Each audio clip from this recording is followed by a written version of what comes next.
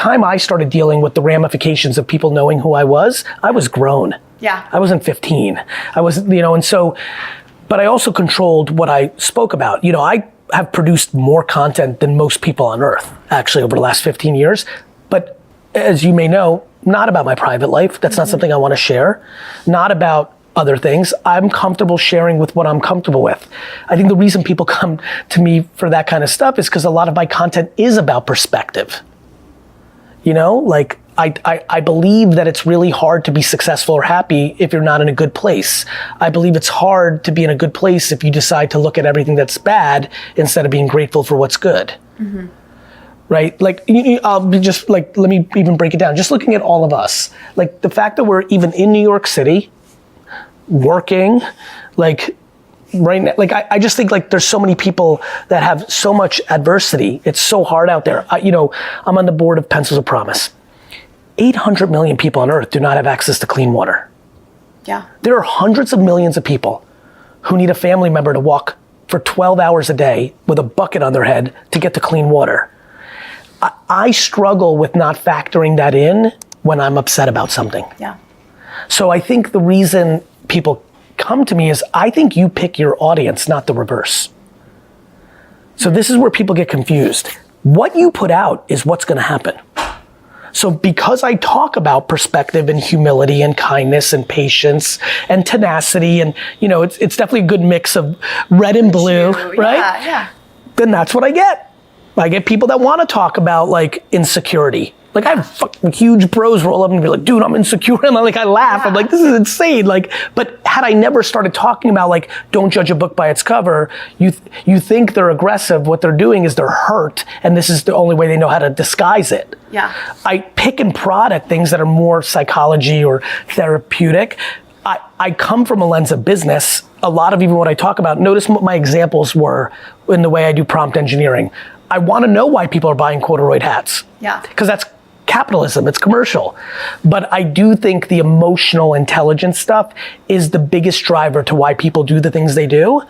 I tend to spend my time then thinking about that from a commercial lens, but obviously that can be deployed into any category of behavior. Interesting. One thing that we're trying to do with this series as well is highlight some of the good things that are happening in New York. People who are innovating, and you've had such an incredible story, and you talk a lot about wealth inequality and prosperity and all of these things, and you were not born with a silver spoon in your mouth at all. So I would love to hear you speak about, growing up in New York and what opportunities that afforded you and why you stayed here. Well, look, Rego Park, Queens is like the most important place in the world to me. It's where my family immigrated to. It really means a lot to me. New York is so, it's so cool. So anyway, I was born in the Soviet Union. I came to the US in August of 78, or December. And it was really rough. I actually don't remember anything about the Soviet Union, but I remember literally the first days of Queens. It's wild. I almost feel like the immigration process wiped out my memory because it's really weird. I literally remember nothing, zero.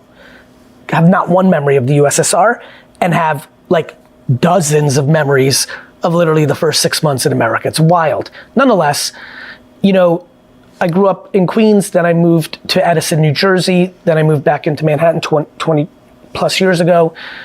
This is the place for me. It's fascinating. When everybody decided they thought it was a good idea to move to Miami, I literally couldn't laugh at them more. I understand taxes, I understand warm weather, but this part of the world, and I've been very fortunate. I grew up in the wine business. So I built one of the large e-commerce wine businesses in my first chapter of my career. So I got to travel to wine country a lot, right? So I've been into Europe a lot. Yeah. I've been to New Zealand and Australia a lot, Spain. I've really gotten to Europe and Chile and Argentina. And then I became a pretty successful public speaker and I really traveled the world. For certain people, I know New York's not for everyone. But if it is for you, nothing else even is remotely close. I couldn't comprehend not living here for the rest of my life. It doesn't even dawn on me. And so, what New York has is what I love more than anything, which is balance. So, as you know, non-New Yorkers, they'll look at, it's busy, it's dirty, right? And the people, and what I see, because yes, it has that, but I like that because I love the action. I've seen more humanity in New York than any other place. Now, obviously I live here and I'm here a lot, but I think people don't realize what happens here. New York, to me, forget it about its politics, what it votes. It's the most purple of it all, meaning there's so much art, there's so much humanity, there's so much culture, there's so much more warmth than any people would ever realize, just the sheer amount of people. And there is the grind. Like, I love that whoever wants to does grind in their office until 8:30 in New York in a way that is not obvious in many other places. And I think that's a beautiful thing. People think of that as burnout and hustle porn. And I'm like, do you know that person?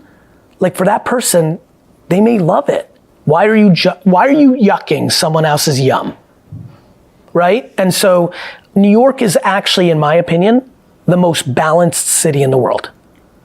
And I love that. And what I mean by balance is spirit, warmth, grind, effort, like the way I see the jungle. And that's how I like it. What opportunities do you think being here has afforded you? Like, if you had, instead of emigrating to Queens, if you'd emigrated to Oklahoma? I'd be a loser. I'm kidding, Oklahoma. I'm kidding.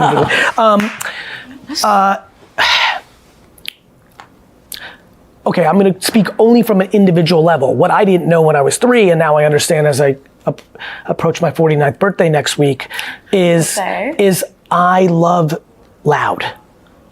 I'm calm and loud. Like, I sleep with a sound machine. Like, dead silence is like, I'm scared. Eerie. Like, it's just, I don't like it. I'm not scared because I'm actually very chameleon. I can do anything. I'm fine, but I'm not happy. So first, it enabled me an environment that was conducive to me, right? I like the action. I also love people. Mm-hmm. Like, that's a huge advantage for me, I think, over a lot of people. Like, one of my biggest pet peeves is that people don't default into liking each other. Like, my only default is like, I like people. And so, as you can imagine, New York is great for me because there's people everywhere. Yeah. There's just a lot of people. I like that. If I go further into my life, so first it established a framework that speed and energy, it just felt right. I was like in my habitat. What New York is special for is opportunity. There's just like, it's not super complicated. When you live in New York, especially if you're in your 20s and 30s, the foundation of much of what is good in life is people.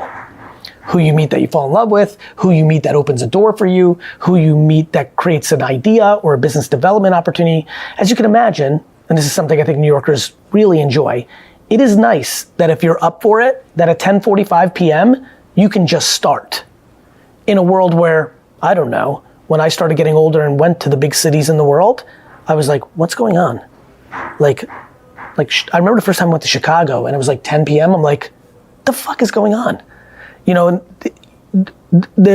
like, sometimes cliches are so real. Like, the city that never sleeps, it's really neat that if you're in that place in your life, you're 24 and you want it and you're ready and you want it, that there is a place on earth that you can go 24 hours a day if you want to.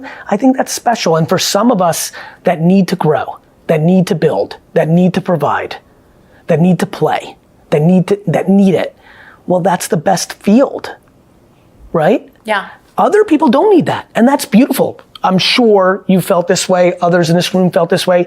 There's times in my mind I'm like, man, I wish I was born with a lot less ambitious, energy and all things. And you know what? And that's amazing. And there's people that are in there, I love when people are like, Gary, how do you like New York? When I go to my cabin in Vermont, I wake up and I'm alive. I'm like, I get it. It's called fucking New York for me. Yeah. And like, I think I don't judge their cabin.